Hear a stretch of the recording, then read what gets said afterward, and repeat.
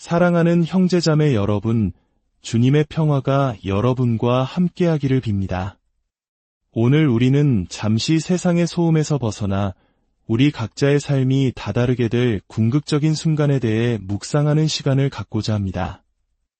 이 말씀을 듣기 위해 마음을 여시는 모든 분들께 하느님의 축복이 가득하기를 기도합니다. 만약 이 이야기가 여러분의 마음에 울림을 준다면 사랑하는 이들과 나누는 것 또한 하느님의 은총을 전하는 아름다운 방법이 될 것입니다. 저희의 여정에 동행하며 구독해주시는 모든 손길 위에도 주님의 평화가 함께하기를 바랍니다. 자, 이제 함께 상상해 봅시다. 언젠가 우리 모두는 하느님 앞에 서게 될 것입니다. 그 어떤 변명도 숨을 곳도 거짓된 모습도 없는 바로 그 순간을 말입니다. 그 자리에서는 우리가 얼마나 많은 사람들에게 알려졌는지, 얼마나 많은 돈을 벌었는지, 세상에서 어떤 지위를 누렸는지는 아무런 의미가 없습니다. 오직 중요한 것은 그분께서 우리에게 던지시는 질문과 우리의 삶으로 보여준 대답뿐일 것입니다. 저는 예수님께서 심판의 날에 우리 각자에게 던지실 3가지 질문이 있다고 믿습니다. 우리 모두에게는 한 가지 공통점이 있습니다. 인정하든 인정하지 않든 우리의 삶은 끝을 향해 나아가고 있다는 사실입니다. 우리는 계획을 세우고 무언가를 쌓아 올리고 치열하게 살아가고 꿈을 꿉니다. 때로는 세상의 모든 시간이 우리 것인 양 착각하며 살아가기도 합니다. 하지만 마음 깊은 곳에서는 그것이 사실이 아님을 알고 있습니다. 시간은 유한합니다. 한 번의 숨결, 한순간이 지나갈 때마다 우리는 이 땅에서의 이야기가 완성되는 그날을 향해 나아가고 있습니다. 어쩌면 무겁게 들릴 수도 있지만 이것이 바로 우리가 마주한 현실입니다. 우리에게 내일이 보장되어 있다는 약속은 어디에도 없습니다. 우리는 마치 우리의 일정, 직업, 관계, 계획들이 영원할 것처럼 살아갑니다. 하지만 진실은 단 한순간에 모든 것이 바뀔 수 있다는 것입니다. 그리고 그 모든 것의 끝에는 우리 각자가 하느님 앞에 홀로 서는 순간이 있을 것입니다. 잠시 그 순간을 떠올려 보십시오. 당신의 삶의 모든 세세한 부분까지 알고 계시는 분, 다른 누구도 보지 못했던 당신의 모습을 보고 계시는 분 앞에 서 있는 당신을 말입니다. 마음속 깊이 숨겨두었던 생각들, 아무도 목격하지 않았던 행동들, 심지어 스스로도 제대로 이해하지 못했던 동기들까지 그 모든 것이 그분 앞에서는 벌거벗은 듯 드러납니다. 더 이상 둘러댈 변명도 꾸며낼 이야기도 쓰고 있을 가면도 없습니다. 오직 온전히 당신의 모습 그대로 완전한 거룩함 앞에 서게 되는 것입니다. 이 현실은 잠들어 있는 우리를 깨워야 합니다. 우리는 너무나 많은 것에 정신을 빼앗긴 채 살아갑니다. 사소한 일로 다투고 의미 없는 화면을 끊임없이 넘기며 잘 알지도 못하는 사람들의 인정을 갈구하고 그들과 나를 비교하며 시간을 낭비합니다. 영원의 빛 앞에서 돌아보면 아무것도 아닐 일들에 우리는 인생의 귀한 시간과 에너지를 쏟아붓고 있습니다. 하느님 앞에 섰을 때 그분은 당신이 SNS에서 좋아요를 몇 개 받았는지, 연봉이 얼마였는지, 휴가를 몇 번이나 갔는지를 묻지 않으실 것입니다. 그런 것들은 모두 먼지처럼 사라질 것들입니다. 중요한 것은 당신이 어떤 사람이 되었는가, 어떻게 살았는가, 그리고 당신의 마음이 진정으로 그분을 향해 있었는가 하는 점입니다. 하지만 하느님 앞에 선다는 것이 두려움만을 의미하는 것은 아닙니다. 그분을 사랑하는 이들에게 그 순간은 또한 완성의 순간이기도 합니다. 당신을 지으시고 당신 안에 특별한 목적을 심어주시고 당신이 남몰래 흘렸던 모든 눈물과 믿음으로 행했던 모든 선행을 지켜보셨던 바로 그분께서 진실의 눈으로 당신을 바라보실 것입니다. 상상해 보십시오. 아무것도 숨겨진 것 없이 동시에 아무것도 간과되지 않는 그분의 시선을 말입니다. 모든 희생, 모든 고뇌, 그리고 사랑하기 어려웠던 순간에 사랑을 선택했던 모든 작은 결심들이 기억될 것입니다. 당신의 삶에서 너무 작아서 그분의 눈에 띄지 않을 것은 아무것도 없습니다. 그럼에도 불구하고 그 순간을 생각하면 정신이 번쩍 듭니다. 우리는 그분을 속일 수 없기 때문입니다. 세상 사람들을 향해서는 우리가 좋은 사람인 척 설득할 수 있을지 모릅니다. 심지어 우리 자신마저 속일 수도 있습니다. 하지만 진리 그 자체이신 분 앞에 서면 모든 환상은 사라집니다. 돈으로 그 순간을 피할 수도, 매력으로 벗어날 수도, 시간을 미룰 수도 없습니다. 그 순간은 반드시 옵니다. 이 땅에 살았던 모든 인간은 그 순간을 맞이할 것입니다. 권력자와 힘없는 자, 부자와 가난한 자, 유명한 자와 익힌 자, 왕과 거지, 학자와 어린아이까지 모두가 하느님의 옥좌 앞에서 평등하게 설 것입니다. 이 진리가 당신의 마음에 깊이 스며들게 한다면 오늘을 보는 당신의 시선이 바뀔 것입니다. 삶의 절박함이 문득 선명해집니다.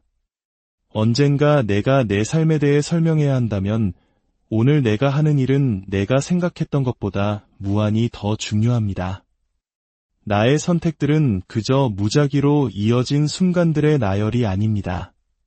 그것은 내가 그분 앞에 가지고 갈 내 삶이라는 집을 짓는 벽돌과도 같습니다.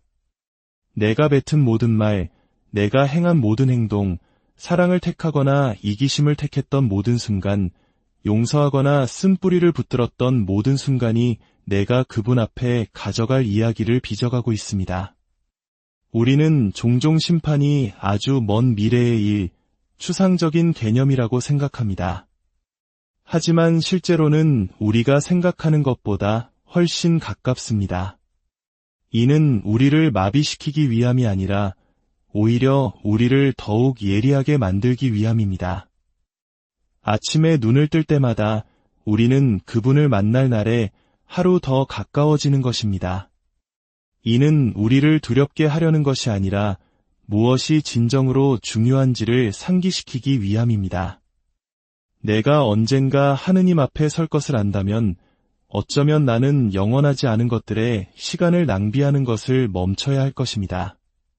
어쩌면 원한을 붙들고 있는 것을 멈추고 겉모습에 집착하는 것을 멈추고 정신을 산만하게 하는 것들에 빠져 있는 것을 멈춰야 할 것입니다. 그리고 언젠가 나에게 생명을 주신 분의 눈을 마주하게 될 사람처럼 살기 시작해야 할 것입니다. 놀라운 사실은 이것입니다. 하느님께서는 우리를 갑작스러운 시험으로 놀라게 하려고 기다리고 계시지 않습니다. 그분은 이미 무엇이 중요한지 우리에게 말씀해 주셨습니다. 이미 우리에게 가야 할 길을 보여주셨고 당신의 마음을 열어 보여주셨습니다. 문제는 우리가 그 말씀에 귀를 기울이고 있는가, 주말 계획이나 다음 쇼핑, 찰나의 쾌락이 아닌 영혼을 염두에 두고 살아갈 의지가 있는가 하는 것입니다. 당신이 그분 앞에 서 있는 모습을 상상할 때 다른 모든 것들은 제자리를 찾기 시작합니다. 당신을 짓누르던 스트레스는 힘을 잃고 다른 사람들의 평가는 하찮아지며 세상의 끝없는 소음은 잦아듭니다. 왜냐하면 당신 삶의 마지막 순간에 당신이 마주할 것은 군중이 아니기 때문입니다. 당신의 상사도 친구도 비평가도 아닙니다. 오직 그분 한 분일 것입니다. 그리고 그 순간은 당신의 삶이 진정으로 무엇에 관한 것이었는지를 드러낼 것입니다. 첫 번째 질문입니다. 너는 진정으로 사랑했느냐? 이 질문은 우리 존재의 핵심을 꿰뚫는 질문입니다. 우리는 사랑이라는 말을 너무나 가볍게 사용합니다. 우리가 좋아하는 음식부터 가장 가까운 사람들에게까지 모든 것에 이 단어를 붙입니다. 우리는 피자를 사랑한다고 말하고 영화를, 친구를, 가족을 사랑한다고 말합니다. 하지만 심판의 날에 예수님께서 이 질문을 하실 때 그분은 감정이나 취향에 대해 묻고 계신 것이 아닙니다. 그분은 우리가 살아온 방식에 대해 묻고 계십니다. 그분의 눈의 사랑은 우리가 어떻게 느꼈는가가 아니라 우리가 무엇을 선택했는가에 관한 것입니다. 당신의 삶에 있는 사람들을 생각해 보십시오. 모든 것이 순조로울 때 그들을 사랑한다고 말하기는 쉽습니다. 사람들이 친절하고 우리를 인정해주고 우리 의견에 동의해줄 때 사랑하기는 쉽습니다.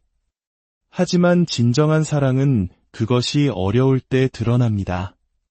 진정한 사랑에는 대가가 따릅니다. 그것은 내키지 않을 때에도 그 자리에 있어주는 것을 의미합니다. 아무도 알아주지 않을 때에도 섬기는 것을 의미합니다. 좌절감이 밀려올 때 인내를 선택하고 피곤할 때 친절을 선택하며 부당한 대우를 받았을 때 용서를 선택하는 것을 의미합니다. 이것이 바로 예수님께서 묻고 계시는 사랑입니다. 이론 속의 사랑이 아니라 행동하는 사랑입니다. 그래서 그분께서 너는 진정으로 사랑했느냐? 라고 물으실 때 그분은 얼마나 많은 사람이 당신을 좋은 사람이라고 생각했는지를 묻지 않으실 것입니다. 갈등을 피했는지 모두를 행복하게 했는지를 묻지 않으실 것입니다. 그분은 당신이 자신을 내어주었는지를 물으실 것입니다. 당신에게 아무것도 돌려줄 수 없는 사람들을 사랑했습니까? 당신의 삶을 힘들게 만든 사람들을 사랑했습니까? 당신에게 상처 준 사람들을 사랑했습니까? 그것이 바로 사랑을 진짜로 만드는 것이기 때문입니다. 자신에게 이익이 될 때 사랑하는 것은 누구나 할 수 있습니다. 진정한 사랑은 희생이 요구될 때 드러납니다. 오늘날 우리 사회는 사랑을 좋은 감정과 혼동합니다. 하지만 감정은 파도처럼 일었다가 사라지기 마련입니다. 만약 사랑이 단지 감정일 뿐이라면 그것은 불안정하고 믿을 수 없는 것이 될 것입니다. 예수님께서는 우리를 더 깊은 종류의 사랑으로 부르십니다. 그분 자신의 사랑을 반영하는 사랑, 감정이 느껴지지 않을 때에도 행동하는 꾸준한 사랑, 대가를 바라지 않고 주는 사랑으로 우리를 초대하십니다. 너는 진정으로 사랑했느냐? 라는 질문은 사실 너는 내가 살았던 것처럼 살았느냐? 라는 질문과 같습니다. 당신 삶의 작고 숨겨진 순간들을 돌아보십시오. 부모님을 공경하는 것이 힘들 때에도 그들을 사랑했습니까? 떠나버리는 것이 더 쉬웠을 때에도 배우자나 친구에게 신의를 지키고 충실했습니까? 자녀들에게 단지 물질적인 것을 제공하는 것을 넘어 당신의 존재, 인내, 시간을 내어주며 사랑했습니까? 다른 사람들이 외면할 때 낯선 이들의 인간성을 보고 연민을 보이며 사랑했습니까? 미움이 당신의 마음에 뿌리 내리는 것을 거부함으로써 원수들을 사랑했습니까? 사랑은 대부분의 경우 화려하지 않습니다. 그것은 불평 없이 설거지를 하는 모습으로 나타납니다. 말하고 싶을 때 잠자코 들어주는 모습으로 나타납니다. 다른 사람에게 순서를 양보하는 모습으로 나타납니다. 쏘아붙이는 대신 혀를 깨무는 모습으로 나타납니다. 당신에게 상처 준 사람을 마음속으로 저주하는 대신 그를 위해 기도하는 모습으로 나타납니다. 이것들은 작은 것들이지만 이것들이 쌓여 사랑의 삶을 이룹니다. 그리고 이것은 단지 사람들에 대한 것만이 아닙니다. 당신은 온 마음을 다해 하느님을 사랑했습니까? 기도와 예배, 순종 안에서 그분을 찾았습니까? 그분을 최우선으로 두었습니까? 아니면 그저 삶의 뒷전으로 밀어두었습니까? 하느님에 대한 사랑은 다른 사람들에 대한 사랑의 기초입니다. 당신이 그분을 사랑한다면 그 사랑은 당신이 사람들을 대하는 방식으로 흘러넘칠 것입니다. 이것이 바로 가장 큰 계명이 하느님을 사랑하라이고 두 번째 계명이 내 이웃을 내 자신과 같이 사랑하라인 이유입니다. 심판의 날을 생각할 때 우리는 종종 하느님께서 우리의 실패와 성공의 긴 목록을 들고 계신 모습을 상상합니다.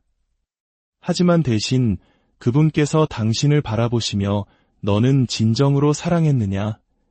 라고 물으시는 모습을 상상해 보십시오.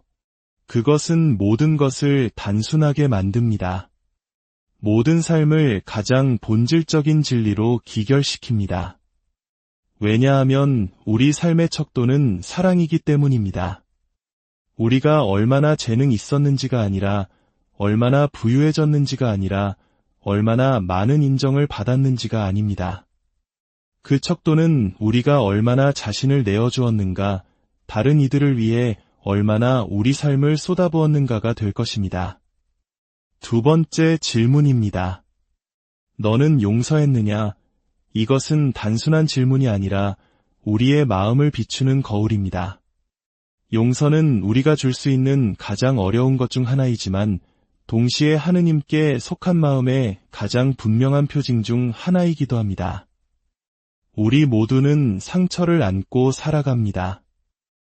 이야기를 듣고 있는 모든 사람은 누군가에게 상처받은 경험이 있을 것입니다. 약속을 지키지 않은 부모, 신뢰를 저버린 친구, 약속을 깬 연인, 당신을 부당하게 대한 낯선 사람. 그 상처들은 진짜이며 깊은 흔적을 남깁니다. 유혹은 언제나 같습니다. 그 고통을 붙들고 그 잘못을 계속해서 되새기며 분노를 키워 결국 쓴뿌리가 마음을 단단하게 만들도록 내버려 두는 것입니다. 하지만 심판의 날에 던져질 질문은 당신이 얼마나 심하게 상처받았는가가 아닐 것입니다. 질문은 당신이 과연 용서했는가 하는 점입니다. 용서는 잘못이 없었던 척하는 것을 의미하지 않습니다. 그들의 행동이 괜찮았다고 말하는 것도 아닙니다. 잊어버리는 것을 의미하지도 않습니다. 용서는 정의를 지우거나 진실을 부정하는 것이 아닙니다. 용서는 그 상처가 당신을 정의하도록 내버려 두기를 거부하는 것입니다. 분노와 복수심의 소나기에서 벗어나기를 선택하는 것입니다. 당신의 영혼을 병들게 하는 무거운 짐을 내려놓는 것입니다. 예수님께서 너는 용서했느냐? 라고 물으실 때 그분은 사실 너는 나의 자비가 다른 사람들에게 흘러가도록 허락했느냐? 라고 묻고 계시는 것입니다. 예수님의 모든 가르침에서 용서가 얼마나 중심적인지 생각해 보십시오. 그분은 제자들에게 기도하는 법을 가르치실 때 이 구절을 포함시키셨습니다. 저희에게 잘못한 일을 저희가 용서하오니 저희 죄를 용서하시고 그분은 우리가 다른 사람을 용서하는 잣대가 우리에게 적용될 잣대가 될 것이라고 분명히 하셨습니다. 이것은 위협이 아니라 진리의 계시입니다.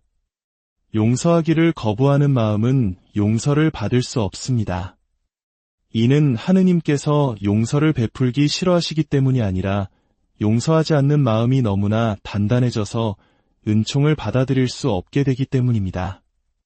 우리는 받은 대로 갚아주라고 복수하라고 말하는 세상에 살고 있습니다. 하지만 그 길은 결코 평화로 이어지지 않습니다. 그저 우리를 과거에 얽매이게 할 뿐입니다. 반면에 용서는 세상의 눈에는 약해 보일 수 있습니다.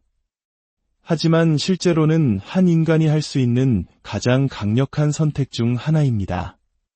그것은 당신이 내 과거의 한 일로 내 미래를 통제하도록 내버려 두지 않겠다고 선언하는 것입니다. 그것은 자유를 되찾는 것입니다.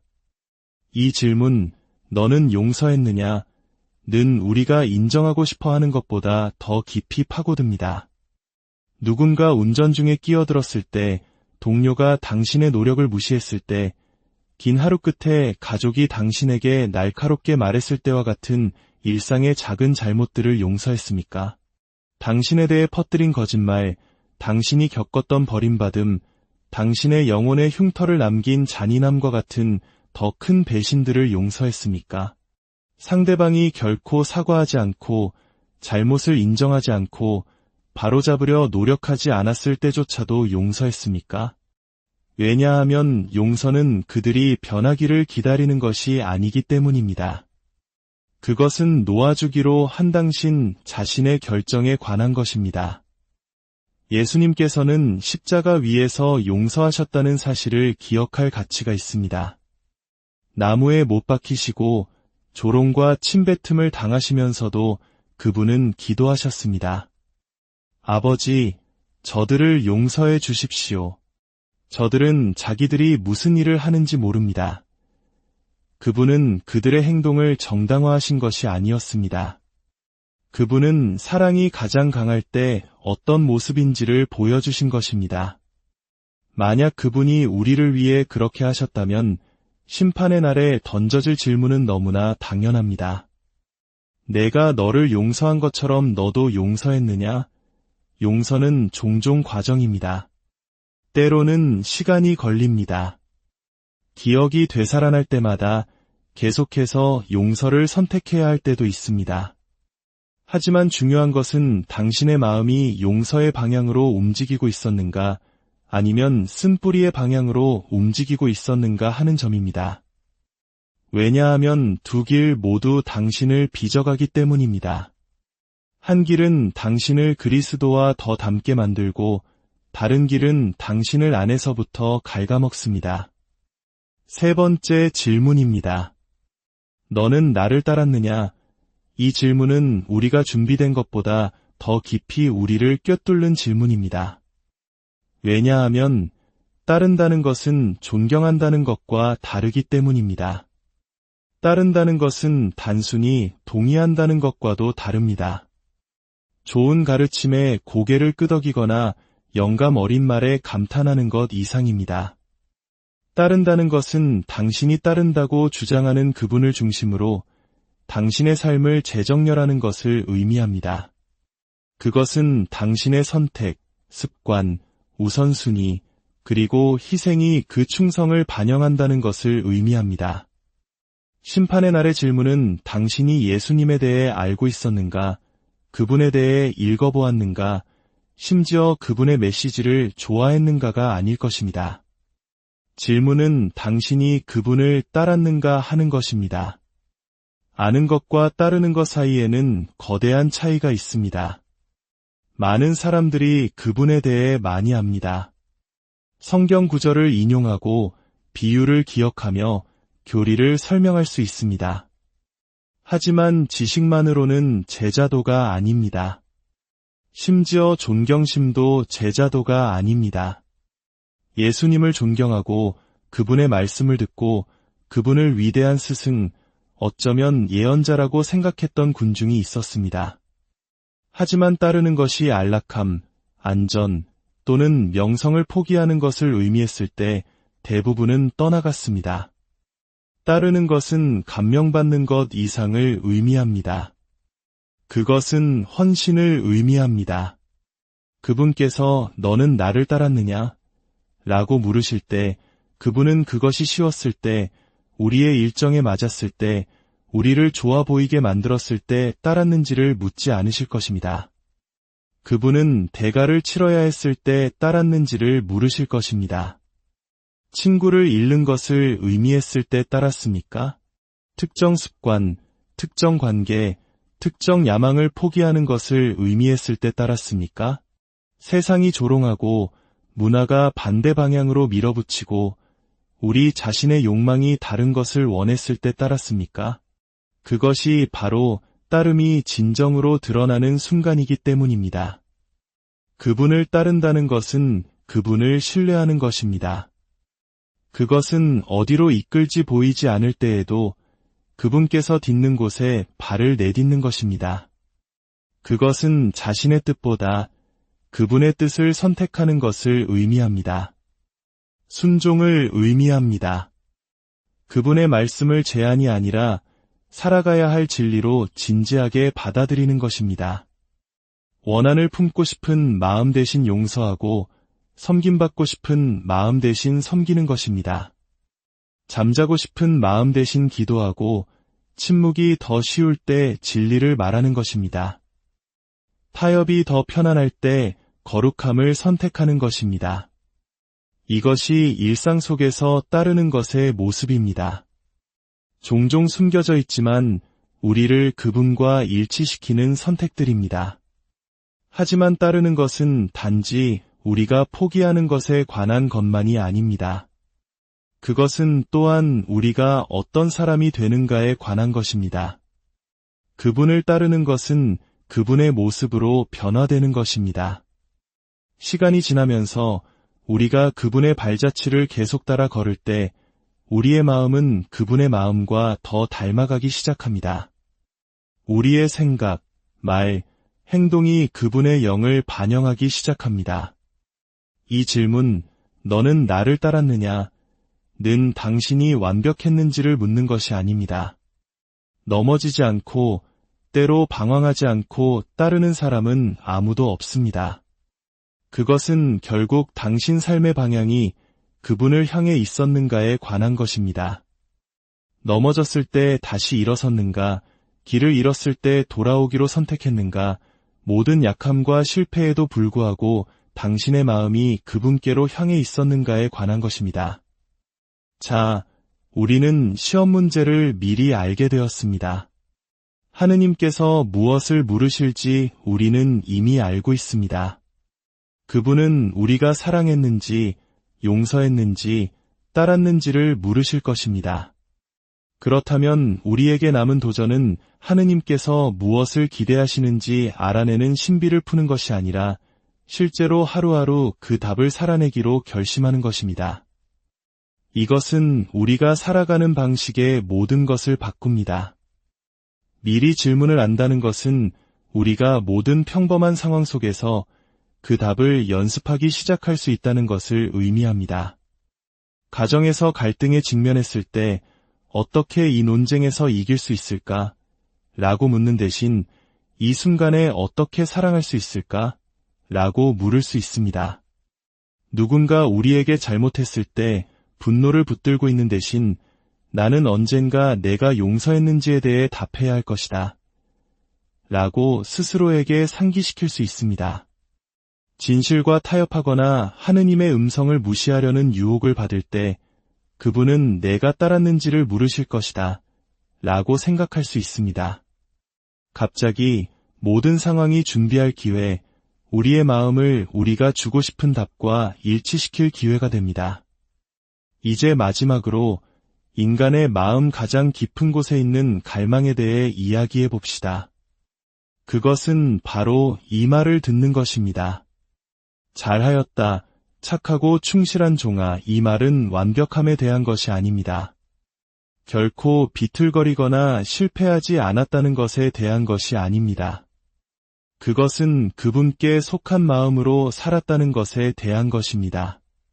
충실함을 반영하는 삶, 약함과 고군분투 속에서도 사랑과 순종을 선택한 영혼에 대한 것입니다. 목표는 흠없는 수행으로 하느님을 감동시키는 것이 아니라 그분께서 우리에게 맡기신 것에 충실했음이 발견되는 것입니다. 잘하였다는 것은 긍정입니다. 창조주의 뜻에 협력한 피조물을 인정하는 창조주의 음성입니다. 착하고 충실한 종이라는 말은 세상적인 성공에 관한 것이 아닙니다. 그것은 당신이 이기심을 택할 수 있었을 때 선함을 택했고 돌아설 수 있었을 때 충실함을 지켰으며 세상이 자신을 위해 살라고 말했을 때 종으로 살았다는 인정입니다. 충실하다는 것은 어려울 때 포기하지 않았다는 것을 의미합니다. 충실함은 화려하지 않습니다. 그것은 계속해서 그 자리에 나타나는 것입니다. 남들이 보지 않을 때 기도하는 것입니다. 다른 사람들은 떠나갔을 서약에 충실히 머무는 것입니다. 칭찬 없이 조용히 베풀고 겸손하게 섬기며 사랑 안에서 인내하는 것입니다. 착하다는 것은 마음의 변화에 관한 것입니다. 선함은 단지 외적인 행동이 아닙니다. 그것은 은총으로 빚어진 마음, 하느님의 성품을 반영하는 영혼에 관한 것입니다. 포도나무에 붙어있는 가지에서 열매가 자라듯 당신이 그분께 연결되어 있을 때 당신 안에서 자라나는 것입니다. 그리고 종이라고 불리는 것은 아마도 이 모든 것 중에서 가장 세상의 가치에 반하는 부분일 것입니다. 세상은 우리에게 권력, 안락, 인정을 추구하라고 말합니다. 그러나 하느님의 나라에서는 가장 위대한 자가 바로 종입니다. 종이라고 불리는 것은 모욕이 아니라 최고의 영예입니다. 그것은 당신이 자신을 위해서가 아니라 그분과 다른 사람들을 위해 살았다는 것을 의미합니다.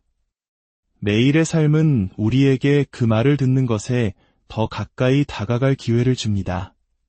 평범한 과업들, 숨겨진 희생들, 아무도 지켜보지 않는 순간들, 바로 그곳에서 충실함이 세워집니다. 하룻밤 사이에 일어나지 않습니다. 수천 번의 작은 선택들을 통해 단련되어 우리 삶의 이야기를 형성합니다. 잘하였다는 말을 듣는 것은 하느님께서 그 모든 것을 보셨다는 것을 아는 것입니다. 조용한 사랑의 모든 행위, 모든 진실성의 순간, 어둠 속에서 속삭인 모든 기도를 말입니다. 그 어떤 것도 헛되지 않았습니다. 우리는 이미 질문을 알고 있습니다. 남은 유일한 것은 우리의 대답이 진실되게 만드는 그런 종류의 삶을 살아가는 것뿐입니다. 사랑하는 형제자매 여러분, 오늘 나눈 묵상이 여러분 각자의 삶에 작은 빛이 되기를 소망합니다. 여러분이 걷는 모든 걸음 위에, 여러분이 내리는 모든 선택 위에, 그리고 사랑하고 용서하며 따르기로 결심하는 모든 순간 위에 주 하느님의 은총과 평화가 언제나 함께하기를 기도합니다. 성부와 성자와 성령의 이름으로 사랑하는 형제자매 여러분, 주님의 평화가 여러분과 함께하기를 빕니다. 오늘 우리는 잠시 세상의 소음에서 벗어나 우리 각자의 삶이 다다르게 될 궁극적인 순간에 대해 묵상하는 시간을 갖고자 합니다. 이 말씀을 듣기 위해 마음을 여시는 모든 분들께 하느님의 축복이 가득하기를 기도합니다. 만약 이 이야기가 여러분의 마음에 울림을 준다면 사랑하는 이들과 나누는 것 또한 하느님의 은총을 전하는 아름다운 방법이 될 것입니다. 저희의 여정에 동행하며 구독해주시는 모든 손길 위에도 주님의 평화가 함께하기를 바랍니다. 자, 이제 함께 상상해 봅시다. 언젠가 우리 모두는 하느님 앞에 서게 될 것입니다. 그 어떤 변명도, 숨을 곳도, 거짓된 모습도 없는 바로 그 순간을 말입니다. 그 자리에서는 우리가 얼마나 많은 사람들에게 알려졌는지, 얼마나 많은 돈을 벌었는지, 세상에서 어떤 지위를 누렸는지는 아무런 의미가 없습니다. 오직 중요한 것은 그분께서 우리에게 던지시는 질문과 우리의 삶으로 보여준 대답뿐일 것입니다. 저는 예수님께서 심판의 날에 우리 각자에게 던지실 3가지 질문이 있다고 믿습니다. 우리 모두에게는 한 가지 공통점이 있습니다. 인정하든 인정하지 않든 우리의 삶은 끝을 향해 나아가고 있다는 사실입니다. 우리는 계획을 세우고 무언가를 쌓아 올리고 치열하게 살아가고 꿈을 꿉니다. 때로는 세상의 모든 시간이 우리 것인 양 착각하며 살아가기도 합니다. 하지만 마음 깊은 곳에서는 그것이 사실이 아님을 알고 있습니다. 시간은 유한합니다. 한 번의 숨결, 한순간이 지나갈 때마다 우리는 이 땅에서의 이야기가 완성되는 그날을 향해 나아가고 있습니다. 어쩌면 무겁게 들릴 수도 있지만 이것이 바로 우리가 마주한 현실입니다. 우리에게 내일이 보장되어 있다는 약속은 어디에도 없습니다. 우리는 마치 우리의 일정, 직업, 관계, 계획들이 영원할 것처럼 살아갑니다. 하지만 진실은 단 한순간에 모든 것이 바뀔 수 있다는 것입니다. 그리고 그 모든 것의 끝에는 우리 각자가 하느님 앞에 홀로 서는 순간이 있을 것입니다. 잠시 그 순간을 떠올려 보십시오. 당신의 삶의 모든 세세한 부분까지 알고 계시는 분, 다른 누구도 보지 못했던 당신의 모습을 보고 계시는 분 앞에 서 있는 당신을 말입니다. 마음속 깊이 숨겨두었던 생각들, 아무도 목격하지 않았던 행동들, 심지어 스스로도 제대로 이해하지 못했던 동기들까지 그 모든 것이 그분 앞에서는 벌거벗은 듯 드러납니다. 더 이상 둘러댈 변명도 꾸며낼 이야기도 쓰고 있을 가면도 없습니다. 오직 온전히 당신의 모습 그대로 완전한 거룩함 앞에 서게 되는 것입니다. 이 현실은 잠들어 있는 우리를 깨워야 합니다. 우리는 너무나 많은 것에 정신을 빼앗긴 채 살아갑니다. 사소한 일로 다투고 의미 없는 화면을 끊임없이 넘기며 잘 알지도 못하는 사람들의 인정을 갈구하고 그들과 나를 비교하며 시간을 낭비합니다. 영원의 빛 앞에서 돌아보면 아무것도 아닐 일들에 우리는 인생의 귀한 시간과 에너지를 쏟아붓고 있습니다. 하느님 앞에 섰을 때 그분은 당신이 SNS에서 좋아요를 몇 개 받았는지, 연봉이 얼마였는지, 휴가를 몇 번이나 갔는지를 묻지 않으실 것입니다. 그런 것들은 모두 먼지처럼 사라질 것들입니다. 중요한 것은 당신이 어떤 사람이 되었는가, 어떻게 살았는가, 그리고 당신의 마음이 진정으로 그분을 향해 있었는가 하는 점입니다. 하지만 하느님 앞에 선다는 것이 두려움만을 의미하는 것은 아닙니다. 그분을 사랑하는 이들에게 그 순간은 또한 완성의 순간이기도 합니다. 당신을 지으시고 당신 안에 특별한 목적을 심어주시고 당신이 남몰래 흘렸던 모든 눈물과 믿음으로 행했던 모든 선행을 지켜보셨던 바로 그분께서 진실의 눈으로 당신을 바라보실 것입니다. 상상해 보십시오. 아무것도 숨겨진 것 없이 동시에 아무것도 간과되지 않는 그분의 시선을 말입니다. 모든 희생, 모든 고뇌, 그리고 사랑하기 어려웠던 순간에 사랑을 선택했던 모든 작은 결심들이 기억될 것입니다. 당신의 삶에서 너무 작아서 그분의 눈에 띄지 않을 것은 아무것도 없습니다. 그럼에도 불구하고 그 순간을 생각하면 정신이 번쩍 듭니다. 우리는 그분을 속일 수 없기 때문입니다. 세상 사람들을 향해서는 우리가 좋은 사람인 척 설득할 수 있을지 모릅니다. 심지어 우리 자신마저 속일 수도 있습니다. 하지만 진리 그 자체이신 분 앞에 서면 모든 환상은 사라집니다. 돈으로 그 순간을 피할 수도, 매력으로 벗어날 수도, 시간을 미룰 수도 없습니다. 그 순간은 반드시 옵니다. 이 땅에 살았던 모든 인간은 그 순간을 맞이할 것입니다.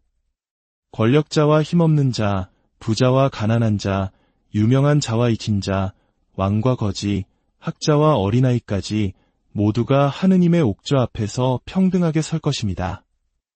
이 진리가 당신의 마음에 깊이 스며들게 한다면 오늘을 보는 당신의 시선이 바뀔 것입니다. 삶의 절박함이 문득 선명해집니다.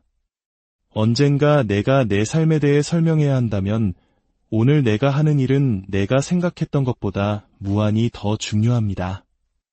나의 선택들은 그저 무작위로 이어진 순간들의 나열이 아닙니다. 그것은 내가 그분 앞에 가지고 갈 내 삶이라는 집을 짓는 벽돌과도 같습니다. 내가 뱉은 모든 말, 내가 행한 모든 행동, 사랑을 택하거나 이기심을 택했던 모든 순간, 용서하거나 쓴뿌리를 붙들었던 모든 순간이 내가 그분 앞에 가져갈 이야기를 빚어가고 있습니다. 우리는 종종 심판이 아주 먼 미래의 일, 추상적인 개념이라고 생각합니다. 하지만 실제로는 우리가 생각하는 것보다 훨씬 가깝습니다. 이는 우리를 마비시키기 위함이 아니라 오히려 우리를 더욱 예리하게 만들기 위함입니다. 아침에 눈을 뜰 때마다 우리는 그분을 만날 날에 하루 더 가까워지는 것입니다. 이는 우리를 두렵게 하려는 것이 아니라 무엇이 진정으로 중요한지를 상기시키기 위함입니다. 내가 언젠가 하느님 앞에 설 것을 안다면 어쩌면 나는 영원하지 않은 것들에 시간을 낭비하는 것을 멈춰야 할 것입니다. 어쩌면 원한을 붙들고 있는 것을 멈추고 겉모습에 집착하는 것을 멈추고 정신을 산만하게 하는 것들에 빠져 있는 것을 멈춰야 할 것입니다. 그리고 언젠가 나에게 생명을 주신 분의 눈을 마주하게 될 사람처럼 살기 시작해야 할 것입니다. 놀라운 사실은 이것입니다. 하느님께서는 우리를 갑작스러운 시험으로 놀라게 하려고 기다리고 계시지 않습니다. 그분은 이미 무엇이 중요한지 우리에게 말씀해 주셨습니다. 이미 우리에게 가야 할 길을 보여주셨고 당신의 마음을 열어 보여주셨습니다. 문제는 우리가 그 말씀에 귀를 기울이고 있는가, 주말 계획이나 다음 쇼핑, 찰나의 쾌락이 아닌 영혼을 염두에 두고 살아갈 의지가 있는가 하는 것입니다. 당신이 그분 앞에 서 있는 모습을 상상할 때 다른 모든 것들은 제자리를 찾기 시작합니다. 당신을 짓누르던 스트레스는 힘을 잃고 다른 사람들의 평가는 하찮아지며 세상의 끝없는 소음은 잦아듭니다. 왜냐하면 당신 삶의 마지막 순간에 당신이 마주할 것은 군중이 아니기 때문입니다. 당신의 상사도 친구도 비평가도 아닙니다. 오직 그분 한 분일 것입니다. 그리고 그 순간은 당신의 삶이 진정으로 무엇에 관한 것이었는지를 드러낼 것입니다. 첫 번째 질문입니다. 너는 진정으로 사랑했느냐? 이 질문은 우리 존재의 핵심을 꿰뚫는 질문입니다.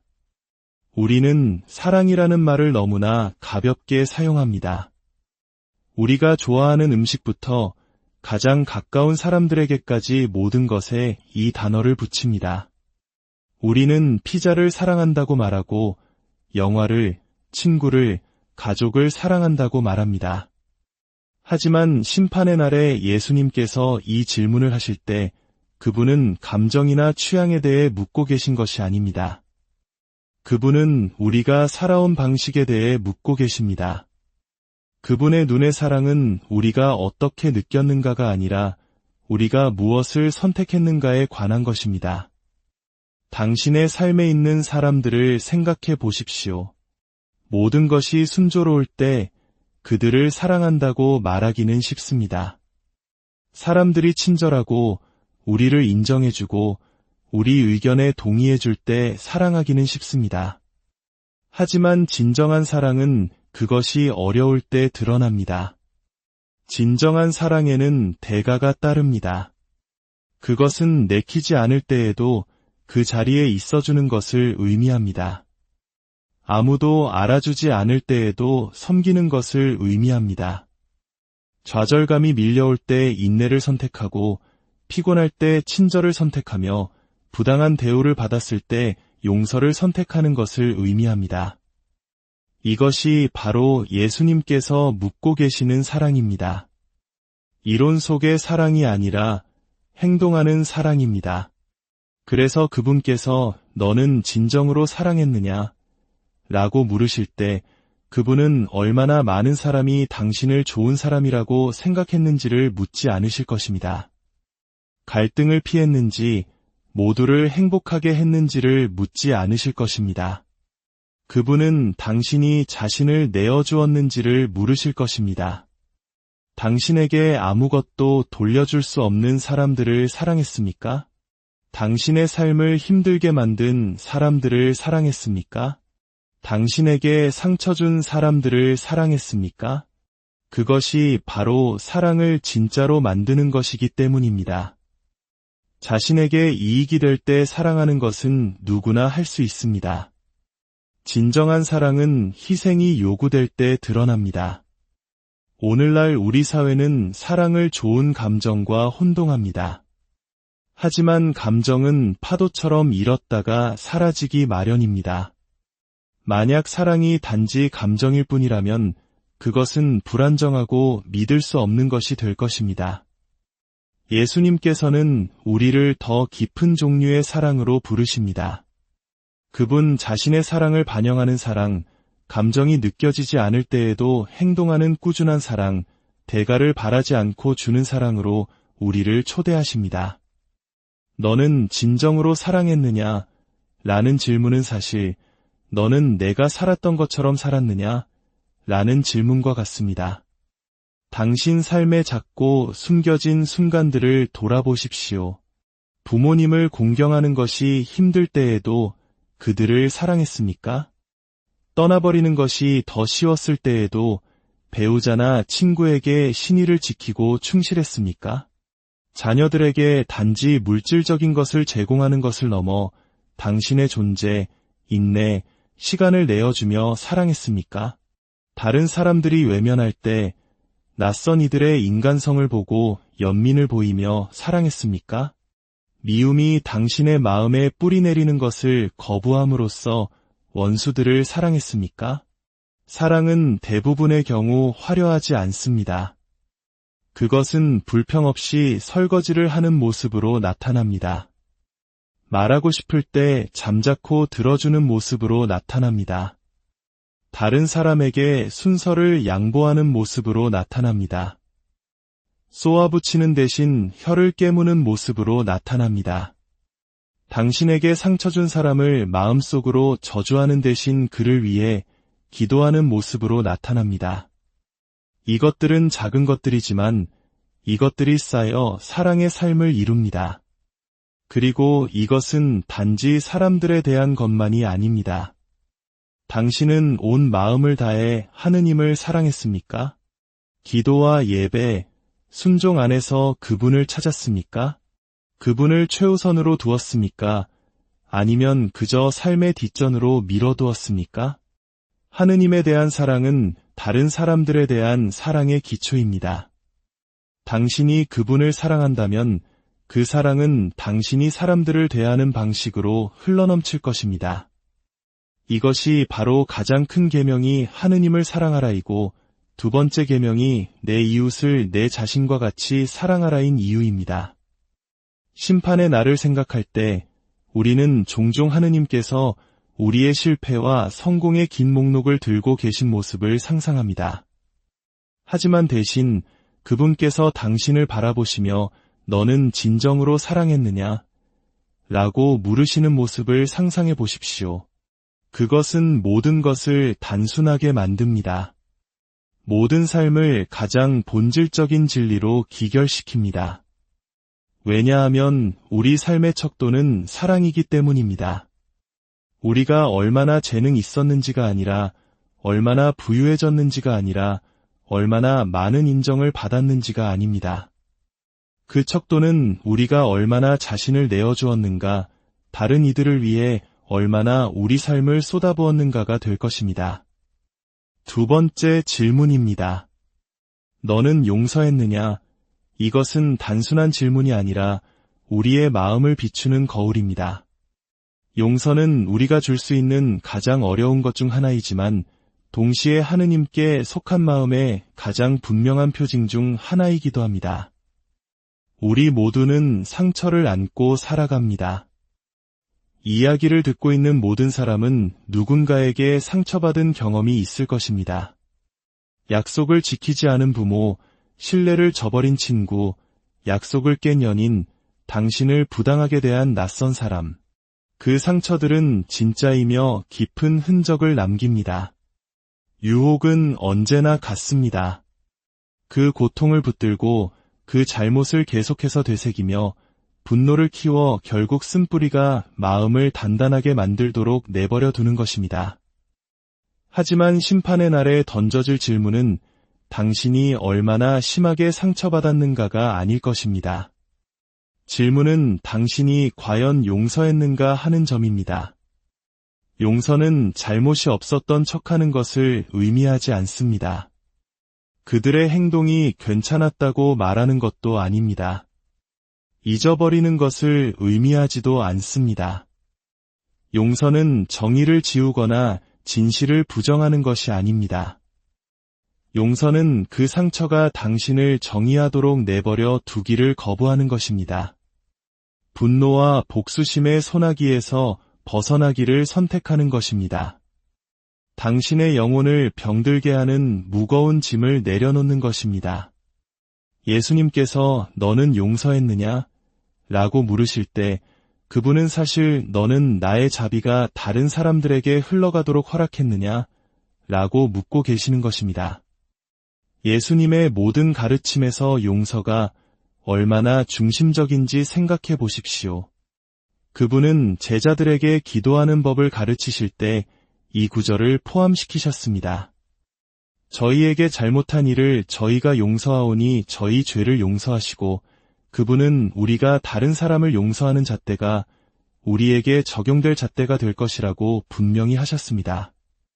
이것은 위협이 아니라 진리의 계시입니다.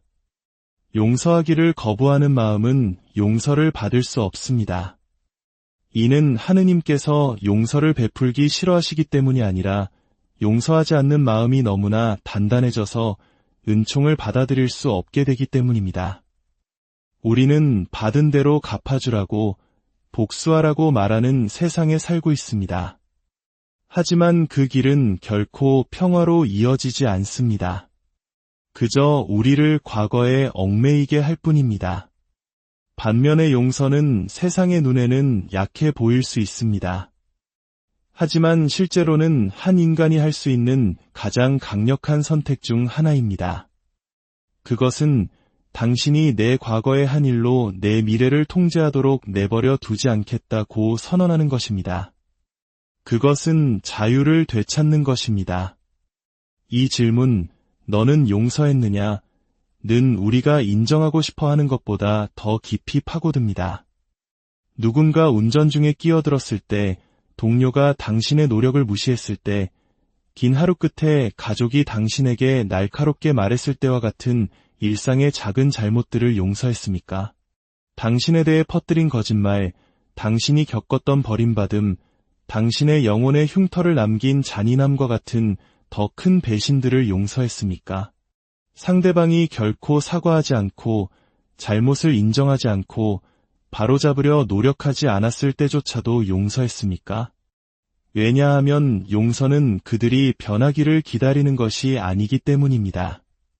그것은 놓아주기로 한 당신 자신의 결정에 관한 것입니다. 예수님께서는 십자가 위에서 용서하셨다는 사실을 기억할 가치가 있습니다. 나무에 못 박히시고 조롱과 침뱉음을 당하시면서도 그분은 기도하셨습니다. 아버지, 저들을 용서해 주십시오. 저들은 자기들이 무슨 일을 하는지 모릅니다. 그분은 그들의 행동을 정당화하신 것이 아니었습니다. 그분은 사랑이 가장 강할 때 어떤 모습인지를 보여주신 것입니다. 만약 그분이 우리를 위해 그렇게 하셨다면 심판의 날에 던져질 질문은 너무나 당연합니다. 내가 너를 용서한 것처럼 너도 용서했느냐? 용서는 종종 과정입니다.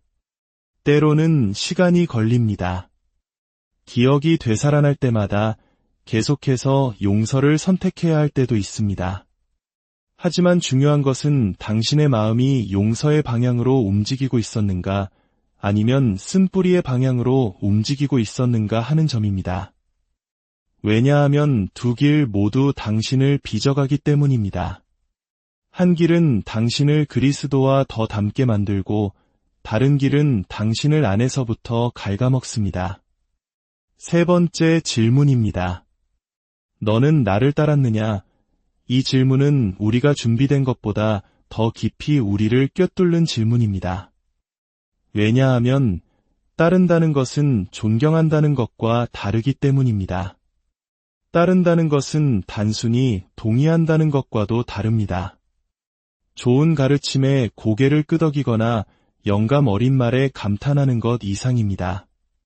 따른다는 것은 당신이 따른다고 주장하는 그분을 중심으로 당신의 삶을 재정렬하는 것을 의미합니다. 그것은 당신의 선택, 습관, 우선순위, 그리고 희생이 그 충성을 반영한다는 것을 의미합니다. 심판의 날의 질문은 당신이 예수님에 대해 알고 있었는가, 그분에 대해 읽어보았는가, 심지어 그분의 메시지를 좋아했는가가 아닐 것입니다. 질문은 당신이 그분을 따랐는가 하는 것입니다. 아는 것과 따르는 것 사이에는 거대한 차이가 있습니다. 많은 사람들이 그분에 대해 많이 압니다. 성경 구절을 인용하고 비유를 기억하며 교리를 설명할 수 있습니다. 하지만 지식만으로는 제자도가 아닙니다. 심지어 존경심도 제자도가 아닙니다. 예수님을 존경하고 그분의 말씀을 듣고 그분을 위대한 스승, 어쩌면 예언자라고 생각했던 군중이 있었습니다. 하지만 따르는 것이 안락함, 안전 또는 명성을 포기하는 것을 의미했을 때 대부분은 떠나갔습니다. 따르는 것은 감명받는 것 이상을 의미합니다. 그것은 헌신을 의미합니다. 그분께서 너는 나를 따랐느냐? 라고 물으실 때 그분은 그것이 쉬웠을 때, 우리의 일정에 맞았을 때, 우리를 좋아 보이게 만들었을 때 따랐는지를 묻지 않으실 것입니다. 그분은 대가를 치러야 했을 때 따랐는지를 물으실 것입니다. 친구를 잃는 것을 의미했을 때 따랐습니까? 특정 습관, 특정 관계, 특정 야망을 포기하는 것을 의미했을 때 따랐습니까? 세상이 조롱하고 문화가 반대 방향으로 밀어붙이고 우리 자신의 욕망이 다른 것을 원했을 때 따랐습니까? 그것이 바로 따름이 진정으로 드러나는 순간이기 때문입니다. 그분을 따른다는 것은 그분을 신뢰하는 것입니다. 그것은 어디로 이끌지 보이지 않을 때에도 그분께서 딛는 곳에 발을 내딛는 것입니다. 그것은 자신의 뜻보다 그분의 뜻을 선택하는 것을 의미합니다. 순종을 의미합니다. 그분의 말씀을 제안이 아니라 살아가야 할 진리로 진지하게 받아들이는 것입니다. 원한을 품고 싶은 마음 대신 용서하고 섬김받고 싶은 마음 대신 섬기는 것입니다. 잠자고 싶은 마음 대신 기도하고 침묵이 더 쉬울 때 진리를 말하는 것입니다. 타협이 더 편안할 때 거룩함을 선택하는 것입니다. 이것이 일상 속에서 따르는 것의 모습입니다. 종종 숨겨져 있지만 우리를 그분과 일치시키는 선택들입니다.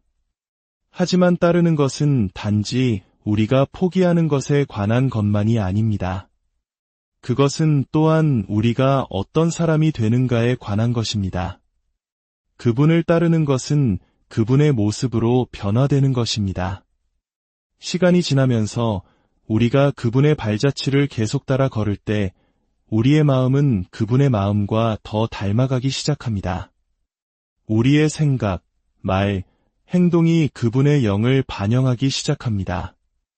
이 질문, 너는 나를 따랐느냐? 는 당신이 완벽했는지를 묻는 것이 아닙니다.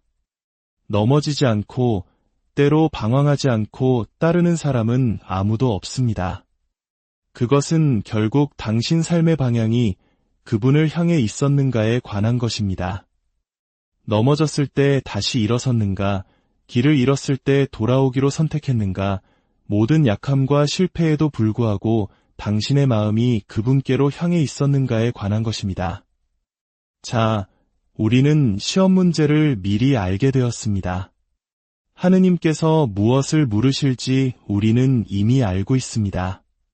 그분은 우리가 사랑했는지, 용서했는지, 따랐는지를 물으실 것입니다. 그렇다면 우리에게 남은 도전은 하느님께서 무엇을 기대하시는지 알아내는 신비를 푸는 것이 아니라 실제로 하루하루 그 답을 살아내기로 결심하는 것입니다. 이것은 우리가 살아가는 방식의 모든 것을 바꿉니다.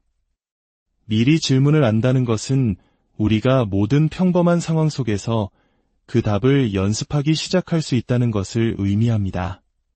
가정에서 갈등에 직면했을 때 어떻게 이 논쟁에서 이길 수 있을까?